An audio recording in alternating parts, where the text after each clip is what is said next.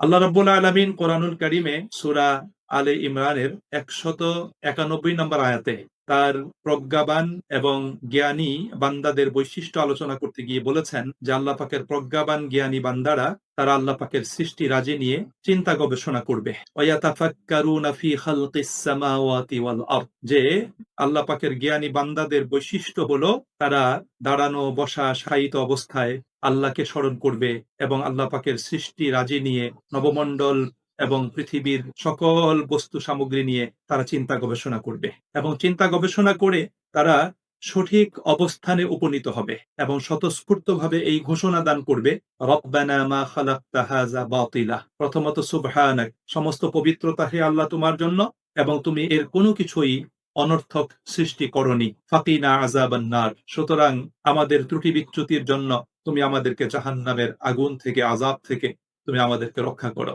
তাহলে এখানে হলো যে মানুষ চিন্তা গবেষণা করবে, তার উদ্দেশ্যই হলো আল্লাহ পাকের কাছে আনুগত্যের, আত্মসমর্পণের মস্তককে অবনত করা, আল্লাহ পাকের ইচ্ছার কাছে মাথা পেতে দেওয়া এবং আল্লাহ পাকের যে নির্ধারিত নির্দিষ্ট যে অনুশাসনগুলো আছে সে অনুশাসনগুলো মেনে চলা, এটাই হলো প্রধান লক্ষ্য।